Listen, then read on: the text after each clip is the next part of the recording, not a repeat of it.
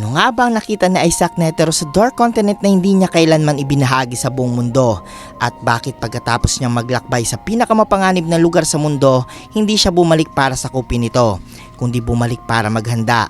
Sa video na ito tatalakayin natin ano ang tunay na nadiskubre ni Netero sa Dark Continent, bakit tila hindi niya ito itinuring na battlefield kundi isang babala, at ano ang posibleng koneksyon nito sa 5 calamities kay Beyond Netero at sa hinaharap ng Hunter World.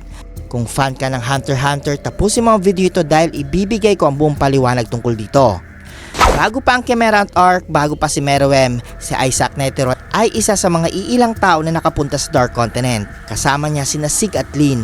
Naglakbay sila sa lugar na hindi pa kayang kontrolin ng kahit anong bansa o organisasyon. Pero tandaan nyo ito mga idol, hindi nila ito sinakop, hindi nila ito nilampasan. Nakaligtas lang sila at ayon sa lore ang kanilang ekspedisyon ay nagdala ng trahedya. Maraming namatay at ang kanilang pagbalik ay may kasamang impormasyon tungkol sa 5 calamities, mga nilalang o sakuna na parang hindi dapat umiiral sa mundong ito. So ang tanong mga idol, ano nga ba talaga ang nakita ni Netero doon? Si Netero ay isang taong nabubuhay para sa laban, pero bakit hindi siya bumalik sa Dark Continent para hamunin ang pinakamalalakas na nilalang doon? Simple lang mga idol, dahil doon niya unang naintindihan na may mga bagay na hindi kayang tapatan ng lakas.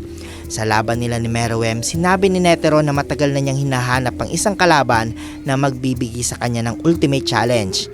Pero isipin niyo ito mga idol, kung ang Dark Continent ay puno ng mas malalakas pa kay Meruem, bakit hindi doon niya hinanap ang kaligayahan niya sa laban? Posibleng ang nadiskubre niya ay hindi kalaban, kundi isang ecosystem ng absolute survival. Isang mundo kung saan ang tao ay hindi predator, kundi prey.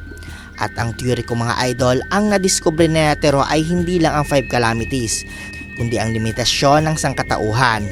Doon niya nakita na ang Nen kahit gaano kalakas ay hindi sapat laban sa natural order ng Dark Continent. At dito pumapasok ang pinaka-interesting na detalye. Hindi niya ipinagbawal ang pagpunta doon, hindi niya sinira ang impormasyon, at pinayagan pa nga niya si Beyond Netero na balang araw ay ituloy ang paglalakbay. At bakit ito mga idol? Dahil alam niya ang Dark Continent ay hindi dapat sakupin, kundi dapat paghandaan. Si Beyond Netero ay kabaliktaran ng ama niya, kundi si Isaac ay bumalik na may babala. Si Beyond ay gustong bumalik para manalo. Pero posible kayang alam ni Isaac na darating ang panahon na kailangan talagang harapin ang mundo ng Dark Continent. Baka ang totoong discovery niya ay ito mga idol, hindi pa handa ang mundo noon, pero darating ang panahon na magiging handa ito. At ang tanong ngayon, sino ang magiging susunod na Netero? Si Jing nga ba, si Gon, o may mas malala pang lalabas? Kung totoo ang Dark Continent ay hindi lugar ng glory kundi lugar ng extinction. Ibig sabihin pa nito na si Meruem ay isa lang maliit na halimbawa ng tunay na bangungot na naghihintay sa labas ng mundo. Ano sa tingin mo ang pinaka nakakatakot na nadiskubre ni Isaac Netero? I-comment mo ang theory mo, at kung gusto mo pa ng mas malalim na Dark Continent analysis, don't forget to like and subscribe dahil sa susunod na video pag-uusapan natin kung bakit posibleng may mas malakas pa kay Meruem na hindi pa natin nakikita.